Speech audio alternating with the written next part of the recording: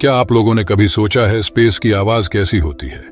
पहली बात तो अंतरिक्ष पूरी तरह से शांत है और यहाँ कोई हवा मौजूद नहीं है, क्योंकि अंतरिक्ष एक वैक्यूम है और ध्वनि तरंगें वैक्यूम के माध्यम से यात्रा नहीं कर सकती।